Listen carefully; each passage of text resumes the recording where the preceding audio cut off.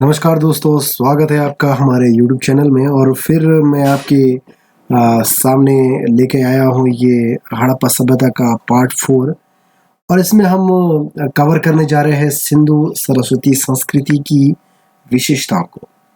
ठीक है, इससे पहले हम इसके परिचय को देख चुके हैं, उद्भव और कार्यकाल को देख चुके हैं इसके। ठीक है, और इसके प्रमुख स्थलों को भी हम देख चुके हैं। और इस वीडियो में हम पढ़ने जा रहे हैं हड़प्पा सभ्यता की विशेषताओं को।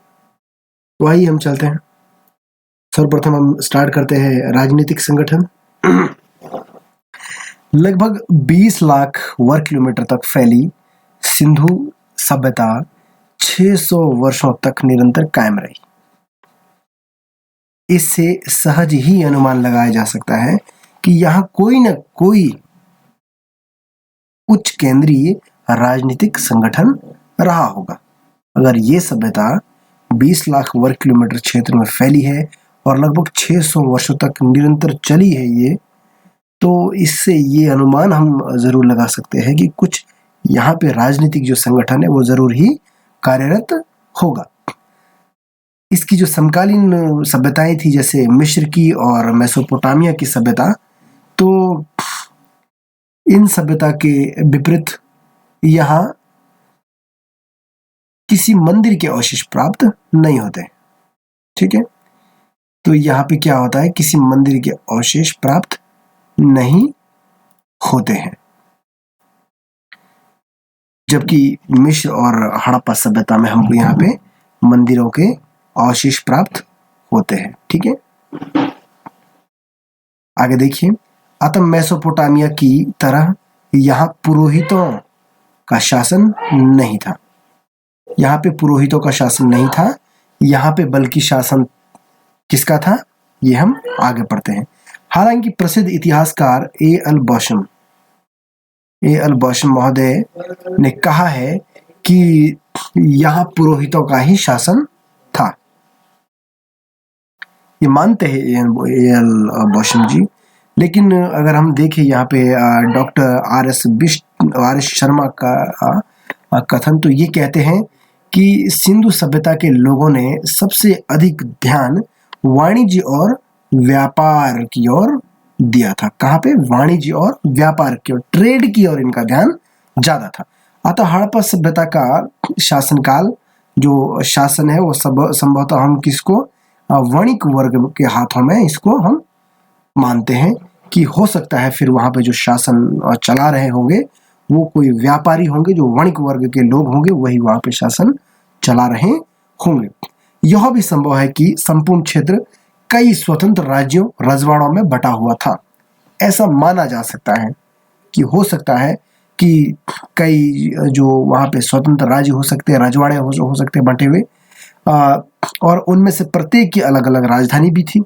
ऐसा भी हम संभवतः हो सकता है, क्योंकि हमने सिंधु घाटी सभ्यता में जो क्षेत्र पाया गया मोहनजोदड़ो, और पंजाब में जो हड़प्पा पाया गया, और राजस्थान का कालीबंगा, और गुजरात में जो लोथल, जो ये प्रमुख स्थान यहाँ पे हमने हमारे सामने आते हैं, तो ये इनकी कुछ राजधानियां, अपनी अपनी राजधानियां हो सकती है। ठीक है, इस संदर्भ में उल्लेखनीय है कि ईसा पूर्व प्रथम शताब्दी में यदि संपूर्ण उत्तर भारत में पुरातात्विक संस्कृति लगभग एक समान थी। इस संदर्भ में यह भी उल्लेखनीय है कि ईसा पूर्व प्रथम शताब्दी में यद्यपि संपूर्ण उत्तर भारत में पुरातत्वीय संस्कृति लगभग एक समान थी, फिर भी संपूर्ण क्षेत्र 16 स्वतंत्र महाजनपदों में विभाजित था, जिनकी अपनी अपनी राजधानियां थी। ठीक है, कुछ इतिहासकार, एक मिनट आप रुक जाइएगा। हाँ, कुछ इतिहासकार जैसे हंटर के अनुसार यह शासन व्यवस्था जनतंत्रात्मक थी। जनतंत्रात्मक पद्धति से चलती थी। लेकिन मैके जो है ये इतिहासकार है, इनका कहना है कि हड़प्पा सभ्यता में जनप्रतिनिधि का शासन था। यहाँ पे कौन था? जनप्रतिनिधि का शासन। स्टुअर्ट पिगट ने इस सभ्यता की जुड़वा राजधानियां हड़प्पा और मोहनजोदड़ो के होने का अनुमान लगाया है। स्टुअर्ट पिगट ने इस सभ्यता की जुड़वा राजधानियां मोहनजोदड़ो और हड़प्पा को कहा है। तो ये क्वेश्चन है कि हड़प्पा और मोहनजोदड़ो को जुड़वा राजधानी किसके द्वारा कहा गया है? तो ये पिगट महोदय के द्वारा ये कहा गया है। और ऐसा भी एक क्वेश्चन बन सकता है कि किस इतिहासकार के द्वारा हड़प्पा और मोहनजोदड़ो को जुड़वा राजधानी नहीं कहा गया है। तो अगर नहीं आता है तो यहाँ पे ऑलचिन महोदय ने ऐसा कहा है कि हड़प्पा और मोहनजोदड़ो जो एक दूसरे की जुड़वा राजधानी नहीं थी, और जबकि पिगट महोदय कहते हैं कि थी। ठीक है, आइए हम नेक्स्ट पे चलते हैं। सामाजिक संगठन के बारे में हम यहाँ पे पढ़ते हैं। अभी हमने राजनीतिक पढ़ा था और अब हम ये सामाजिक पढ़ने जा रहे हैं।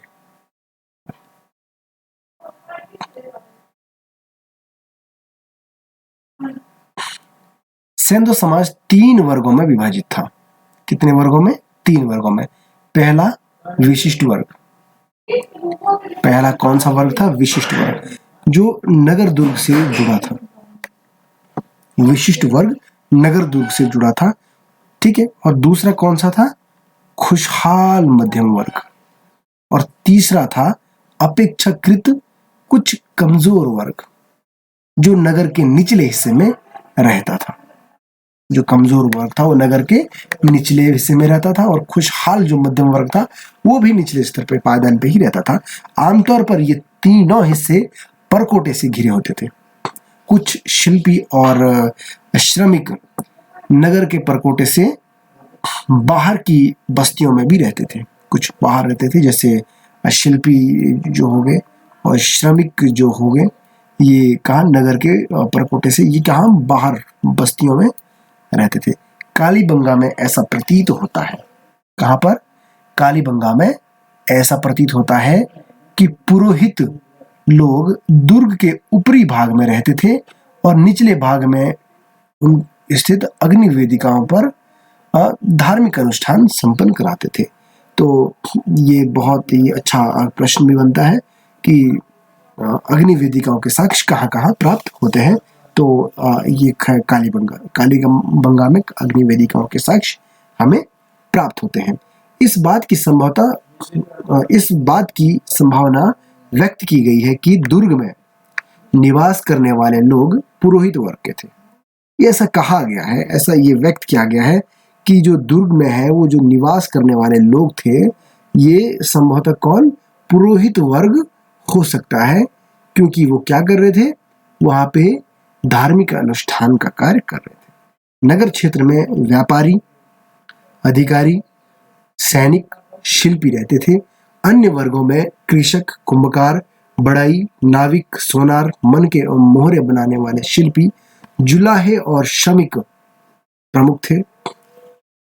हड़प्पा और मोहनजोदड़ो के कतिपय मकानों की रूपरेखा के आधार पर विद्वानों ने यह अनुमान लगाया कि इस सभ्यता में संभवतः दास प्रथा का भी प्रचलन था। इसका दास प्रथा का भी यहाँ पे प्रचलन था। आइए हम स्त्रियों की दशा देखते हैं। सबसे अधिक नारी मृण मूर्तियां यहाँ पे प्राप्त हुई है। कौन सी? नारी की मृण मूर्तियां यहाँ से मिलने के कारण सेंधो समाज संभवतः मातृसत्तात्मक माना जाता है, मातृ प्रधान माना जाता है। परंतु लोथल से 3 युगल शवाधान और कालीबंगा से 1 युगल शवाधान, पति और पत्नी, ये पुरुष और एक स्त्री एक साथ ही यहाँ पे उनको उनके शव को दफनाया गया है। तो ये इस प्रकार 3 जो शवाधान है वो लोथल में और एक कालीबंगा में यहाँ पे हमें प्राप्त होता है। तो यहाँ से ये अनुमान लगाया गया है कि संभवतः ये सती प्रथा के प्रचलन का यहाँ पे हमने ये अनुमान लगाया कि सती प्रथा का भी यहाँ पे प्रचलन था। ठीक है, नेक्स्ट, सिंधु घाटी के निवासी खाने पीने, वस्त्र एवं आभूषण के शौकीन थे। खाने पीने, वस्त्र शौकीन थे। संभवतः वे शाकाहारी और मांसाहारी दोनों थे। आभूषण सोने, चांदी और माणिक्य के बनाए जाते थे। हाथी दांत तथा शंख का उपयोग अलंकरण और चूड़ियां बनाने के लिए किया जाता था। हाथी दांत और शंख का उपयोग अलंकरण और चूड़ियां बनाने के लिए किया जाता था। दर्पण तांबे के बने होते थे, जबकि कंघियां, जिसे हम बालों को टांगते हैं, और सुई हाथी दांत की बनी होती थी, बाल बनाने वाली। हड़प्पा से एक श्रृंगार दान मिला है। चौहुदड़ों से लिपस्टिक, अंजन शालिका, काजल लगाने का सलाई प्राप्त हुई है। नौसारों से स्त्रियों की मांग में सिंदूर लगाए जाने के प्रमाण मिलते हैं। कहाँ से? नौसारों से। नौसारों से हमें क्या मिलता है? स्त्रियों की मांग में सिंदूर लगाए जाने के प्रमाण हमें प्राप्त हुए हैं, जो कि आज भी हिंदू धर्म की स्त्रियों के सुहाग का प्रतीक माना जाता है। गरीब लोग शंख, सीप, मिट्टी के बने हुए आभूषण पहनते थे, पासे का खेल खेलते थे और नृत्य करके मनोरंजन करते थे। ठीक है, और मनोरंजन का मुख्य साधन क्या था? खेल, शिकार इत्यादि करना, नृत्य करना ही था। आर्थिक जीवन के बारे में अगर हम इनकी बात करें, ठीक है, तो आर्थिक जीवन, सिंधु सभ्यता का आर्थिक जीवन अत्यंत विकसित था और इन आर्थिक जीवन के जो प्रमुख आधार थे वो कृषि था, पशुपालन था, शिल्प और व्यापार था। कृषि, सिंधुवासी जाड़े नवंबर और दिसंबर जो लास्ट के 2 महीने हैं, इनमें फसल बोते थे और मार्च और अप्रैल में ये लोग काटते थे। यहाँ कोई फावड़ा फाल तो नहीं प्राप्त मिला है, लेकिन कालीबंगा की प्राक हड़प्पा अवस्था में कूड़, जो हल रेखा जिसको कहते हैं, उसके प्रमाण हमें प्राप्त हुए हैं। कहाँ पर? कालीबंगा में हल रेखा के हमें प्राप्त अवशेष प्राप्त हुए हैं। हड़प्पाई लोग शायद लकड़ी के हलों का प्रयोग करते थे। ठीक है, किसके? लकड़ी के हलों का। और फसल काटने के लिए पत्थर की हंसिया का प्रयोग किया जाता था। मोहनजोदड़ो एवं बनवाली से मिट्टी के हल के खिलौने के प्रारूप मिले हैं। अब यहाँ पे जो साक्ष्य प्राप्त हुए, जैसे कालीबंगा में क्या हुआ है? हल रेखा, खेत को हल, खेत में जुता हुआ खेत कहाँ मिला गया? जुता हुआ है खेत कालीबंगा में हमें उसके साक्ष्य मिलते हैं। और लकड़ी के हलों का जो प्रयोग संभवतः यह हड़प्पा में मिला है। और फसल काटने के लिए पत्थर की हंसिया का प्रयोग किया गया है। और मोहनजोदड़ो बनवाली से मिट्टी के हल के खिलौने का प्रारूप मिला है। इसी प्रकार पाकिस्तान के वर्तमान चोलिस्तान, जो भूतपूर्व बहावलपुर रियासत में थे, वहां पर खेत जोतने का प्रयुक्त मिट्टी के बने हल के खिलौने टूटे हुए अवशेष मिले हैं।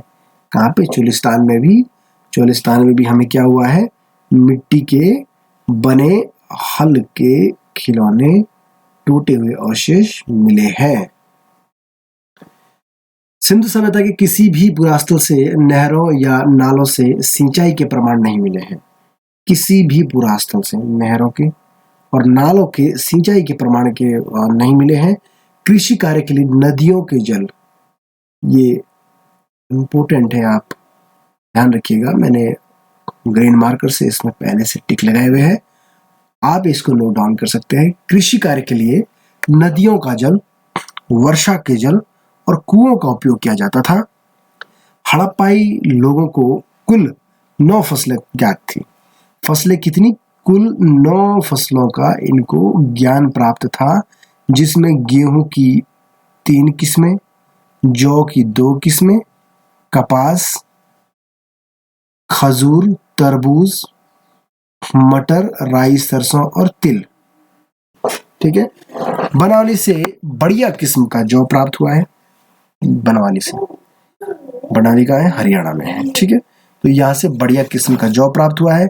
चावल के भी प्रमाण मिले हैं, जैसे लोथल से चावल के अवशेष, रंगपुर से धान की भूसी हमें प्राप्त, लोथल से चावल के अवशेष एवं रंगपुर से धान की भूसी हमें प्राप्त हुई है। ये दोनों स्थल वर्तमान कहाँ पे हैं? लोथल और रंगपुर गुजरात में है। ठीक है, ये है गुजरात में। हरियाणा से भी चावल के प्रमाण प्राप्त हुए हैं। हरियाणा से भी चावल के प्रमाण प्राप्त हुए हैं। मोटे अनाजों की 6 किस्में उगाई जाती थी। रागी, कोदो, सावा, ज्वार, मटर और फलियां की भी खेती की जाती थी। अन्य फसलों में खजूर, विभिन्न प्रकार की फलियां, तिल और सरसों शामिल हैं। मोहनजोदड़ो और अन्य स्थलों पर पाए गए सूती कपड़े के टुकड़ों से इस बात का पता चलता है, ध्यान रखिएगा, ये इंपॉर्टेंट है। मोहनजोदड़ो और अन्य स्थलों पर पाए गए सूती कपड़ों के टुकड़ों से इस बात का पता चलता है कि कपास की खेती भी की जाती थी। तो मोहनजोदड़ो में हमें सूती कपड़े के या फिर कपास की खेती के अवशेष मिलते हैं। ठीक है, कपास। इस सभ्यता की परिपक्वता के चरण से कम 2000 वर्ष पहले मेहरगढ़ पुरास्थल पर कपास पाई गई थी। सबसे पहले जो 2000 इससे मोहनजोदड़ो से 2000 वर्ष पूर्व मेहरगढ़ पुरास्थल पर कपास पाई गई थी। यह संसार भर में कपास के अस्तित्व का प्राचीनतम साक्ष्य मिला है। तो ये क्वेश्चन है कि विश्व में सर्वप्रथम कपास की खेती कहाँ पर होती हुई है और कहाँ पर कपास के साक्ष्य प्राप्त हुए हैं? तो मेहरगढ़ पुरास्थल में ही हुए हैं। कपास सैंडोस लोगों की मूल फसल थी। ठीक है, और इसी कारण यूनानी जो लोग थे उन्होंने सिंध क्षेत्र को सिंडन कहने लगे, जो सिंधु शब्द से निकला है। सिंधु सभ्यता के लोगों को गन्ना ज्ञात नहीं था। रोजदी के निचले स्तरों से छोटी ज्वार एवं रागी, सौराष्ट्र में बालाकोट से बाजरा एवं वहीं से कुछ परवर्ती काल में ज्वार तथा सारगम के प्रमाण मिले हैं, जिन्हें संभवतः हड़प्पा से लाकर यहाँ प्रचलित किया गया होगा। अनाज संभवतः कर के रूप में वसूला जाता था, क्योंकि प्रमुख नगरों में अन्नागार प्राप्त हुए हैं। अन्नागार कहाँ प्राप्त हुए हैं? अन्नागार प्रमुख नगरों में प्राप्त हुए हैं। कहाँ हुए हैं? हड़प्पा के अन्नागारों के समीप ही अनाज की सफाई, कुटाई, पिसाई आदि के चबूतरे मिले हैं और मजदूरों के निवास के लिए बनी हुई श्रमिक बस्ती के साक्ष्य भी वहां पे मिले हैं। कहाँ पे? हड़प्पा में। लोथल से आटा पीसने की पत्थर की चक्की के 2 पार्ट मिले हुए हैं। ठीक है, लोथल से आटा पीसने की जो पत्थर की चक्की होती थी, उस चक्की के 2 पार्ट वहां पे मिले हुए हैं। इस प्रकार जो चक्की होती थी, ये शायद ही गोल, इसी प्रकार के 2 पार्ट मिले हैं। एक पार्ट ये हो गया और दूसरा पार्ट ये हो गया। ठीक है, तो ये लोथल में मिले हैं और ये चक्की के पार्ट मिले हैं। सिंधु सभ्यता के मिट्टी के बर्तनों तथा मोहरों पर अनेक पेड़ पौधों का अंकन मिला है। जो सिंधु सभ्यता में जो बर्तन और मिट्टी के अनेक जो मोहरें मिली है, वहाँ पे पेड़ पौधों का अंकन मिलता है। इसमें प्रमुख पीपल, खजूर, नीम, नींबू, केला आदि प्रमुख थे। पशुपालन के बारे में हम यहाँ बात करते हैं। पशुपालन, हड़प्पाई लोग बहुत सारे पशु पालते थे। वे बैल, गाय, भैंस, बकरी, भेड़, सुअर, कुत्ते, बिल्ली, ऊंट, गधे, हाथी, गैंडे, बाघ, हिरण, मोर, खच्चर आदि से परिचित थे, परंतु उन्हें कुबड़ वाला सांड अधिक प्रिय था। तो जो इनका प्रमुख इनका जो पशु था वो ऊबड़ वाला सांड अधिक प्रिय था। सामान्यतः हड़प्पा संस्कृति में घोड़े के अस्तित्व को स्वीकार नहीं किया जाता था, नहीं, और परंतु घोड़े के अस्तित्व को स्वीकार नहीं किया जाता था, परंतु गुजरात के सुरकोटड़ा, ध्यान रखिएगा, गुजरात में सुरकोटड़ा जो है से घोड़े के अस्थि पंजर और बलूचिस्तान के राना गुंडई से घोड़े के दांत और मोहनजोदड़ो की एक ऊपरी सतह से घोड़े के अस्तित्व का संकेत था। घोड़े की हड्डियां लोथल, सुरकोटड़ा, कालीबंगा आदि स्थलों से प्राप्त हुई है। इसका मतलब घोड़ा भी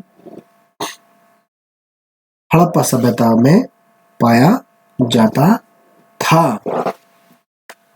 ऊंट की हड्डियां भी अनेक स्थलों से बड़ी संख्या में पाई गई है, लेकिन किसी मुद्रा पर ऊंट का चित्र नहीं मिला है। ऊंट की हड्डियों का हमें साक्ष्य जरूर मिला है। लोथल और नौसारों से घोड़े की मिट्टी की आकृतियां पाई गई हैं।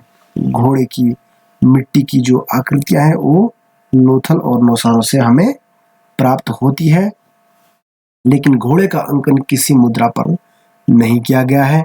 गाय के प्रमाण यद्यपि मिले हैं, परंतु आश्चर्यजनक तथ्य है कि इस महत्वपूर्ण पशु का अंकन मृण मूर्तियों, मृदभांडों आदि पर कहीं पर नहीं हुआ है। ठीक है, जबकि हमें गाय के प्रमाण मिले हैं हमें, परंतु आश्चर्यजनक बात यह है कि कहीं पे भी पशु का जो इस गाय का जो अंकन है वो ना कहीं मृण मूर्तियों में पाया गया, ना ही मृदभांडों में पाया गया है, ना ही कहीं मोहरों में पाया गया है। ठीक है, शिल्प और उद्योग धंधे इनके क्या क्या थे, आइए हम शिल्प और उद्योग धंधों के बारे में कुछ इनका अध्ययन करें। शिल्प एवं उद्योग धंधे। हड़प्पा सभ्यता का सबसे प्रमुख उद्योग वस्त्र उद्योग था। सूत की कताई और सूती वस्त्रों की बुनाई के धंधे अत्यंत विकसित थे। तो इनका जो प्रमुख था, तो ये वस्त्र उद्योग इनका प्रमुख उद्योग था। सूत की कताई, सूती वस्त्रों की बुनाई उद्योग, बुनाई के धंधे अत्यंत विकसित थे। मोहनजोदड़ो से मजीठ रंग से लाल रंग के रंगे हुए लाल कपड़े के अवशेष चांदी के बर्तन में पाए गए हैं। कहां से?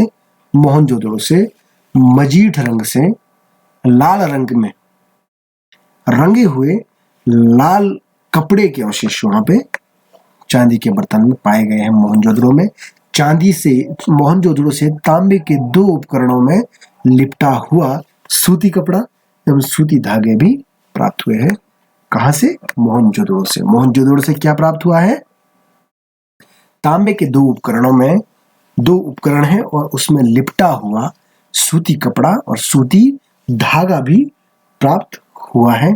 और मोहनजोदड़ो से ही कपास की फसल का भी हमें साक्ष्य प्राप्त होता है। ठीक है, कालीबंगा से प्राप्त मिट्टी के बर्तन के एक टुकड़े पर सूती वस्त्र की छाप मिली है। कालीबंगा से प्राप्त मिट्टी के बर्तन पर सूती जो वस्त्र है उसकी छाप मिली है। यहां से सूती वस्त्र में लिपटा हुआ एक उस्तरा भी मिला है। कालीबंगा में सूती जो वस्त्र था उसमें लिपटा हुआ एक उस्तरा मिला है। लोथल से प्राप्त मुद्रांक सीलिंग्स पर सूती वस्त्रों की छाप मिली हुई है। ठीक है, आलमगीरपुर कहां पे है? मेरठ में है, यूपी।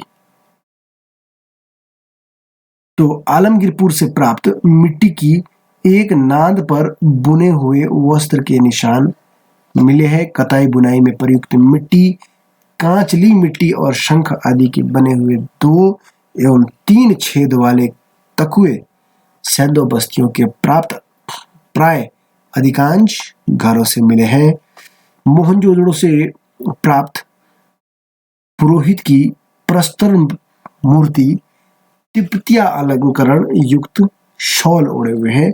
लाइक जैसे तिब्बती लोग होते हैं उस प्रकार ही मोहनजोदड़ो में एक पुरोहित की प्रस्तर मूर्ति का साक्ष्य प्राप्त होता है। ठीक है, और ये क्या है? ये तिब्बतिया अलंकरण युक्त शॉल ओढ़े ओढ़े हुए हैं। इससे स्पष्ट होता है कि वस्त्रों पर कढ़ाई भी की जाती थी, कढ़ाई भी होती थी।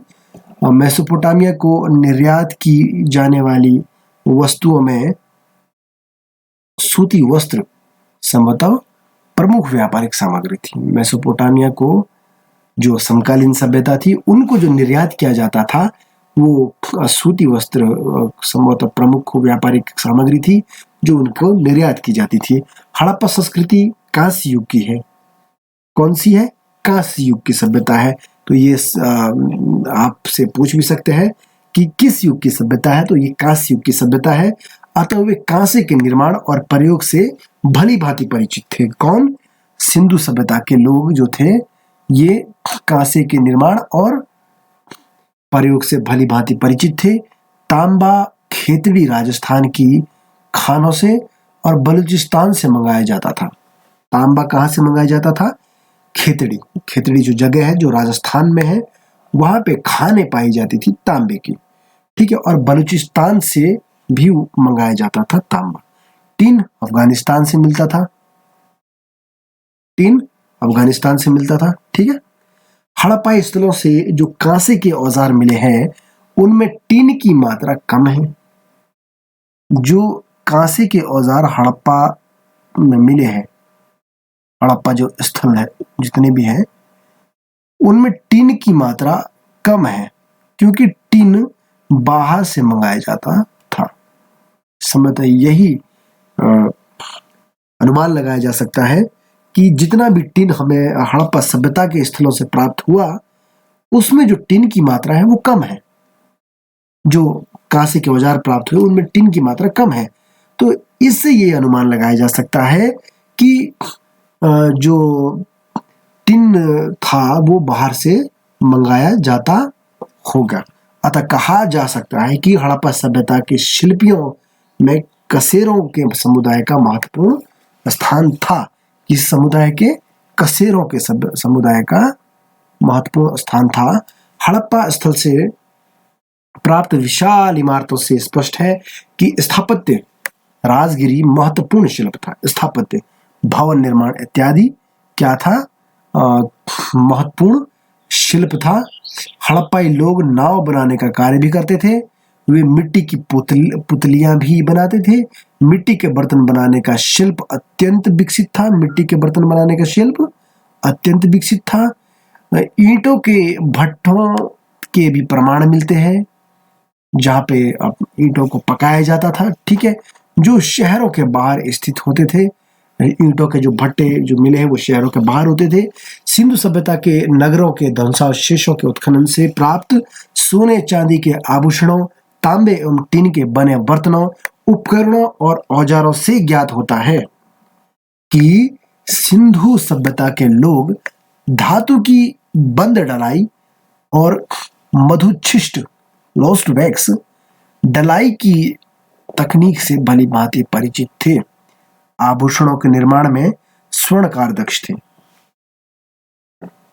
शंख, सीप, हाथी दांत से विविध प्रकार की वस्तुएं बनाई जाती थी। चौहुद्रो और लोथल मन के बनाने के कारखाने थे। ये इंपॉर्टेंट है। जो इम्पोर्टेंट होगा साथियों मैं आपको कह दूंगा कि ये वैसे सारा इंपॉर्टेंट है, लेकिन जो और महत्वपूर्ण मोस्ट इंपॉर्टेंट मैं आपको कहूंगा कि आप उसमें विशेष कर ध्यान दीजिएगा। जैसे यहाँ मोहनजोदड़ो और लोथल जो है यहाँ पे मन के बनाने के साक्ष्य प्राप्त हुए हैं। और हड़प्पाई लोगों के मृद भांडों की खास विशेषताएं क्या थी? भांडों का चिकना होना और चमकीला होना ही बहुत महत्वपूर्ण विशेषता थी। कुम्हार के चाक का खूब प्रचलन हुआ था। सेंधो लोगों को फुट 37.6 सेंटीमीटर और क्यूबिट 51.8 सेंटीमीटर से 53.6 सेंटीमीटर की जानकारी थी। घनाकार चकमक के बाट निचले स्तर पर द्विविभाजन प्रणाली बाइनरी सिस्टम में है और ऊपर के स्तर पर दशमलव प्रणाली में। संरक्षण के लिए एक सीपी का यंत्र प्रयुक्त होता था जो लोथल और मोहनजोदड़ो दोनों में प्राप्त होता है। हथियार भी बनाते थे, जैसे कुल्हाड़ी, आरी, छुरा, बर्छा, औजार बनते थे। ठीक है। और उपकरणों में उच्च सरल कोटि के, क्योंकि भाले में मध्य शलाका नहीं है जो उनकी मजबूती बढ़ा सके। ये उपकरण युद्ध संबंधी जो सामग्री है इसको हम पढ़ लेते हैं। उपकरण क्या है? युद्ध संबंधी उपकरण। सिंधु सभ्यता का मूल आधार कृषि और व्यापार था। मूल जो कार्य था और मूल जो आधार था इनका कृषि था और व्यापार था।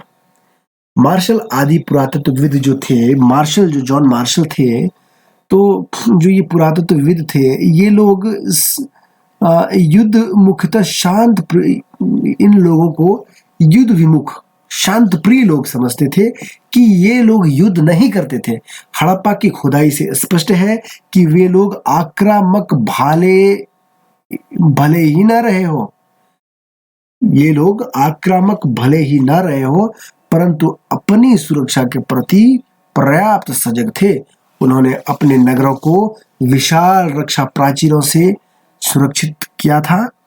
खुदाई में प्राप्त कई उपकरण इस तरह के हैं जिनका युद्ध, शिकार और बढ़ईगिरी में किसी भी कार्य के लिए प्रयोग किया जा सकता था। ऐसी सामग्री बहुत कम प्राप्त हुई है जिससे निश्चय पूर्व अस्त्र शस्त्र की श्रेणी में रखा जा सके।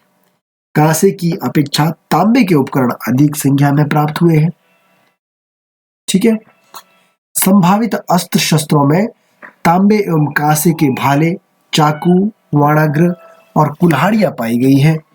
कुछ पत्थर और तांबे के गदा, सिर तथा मिट्टी की गोलियां मिली हैं।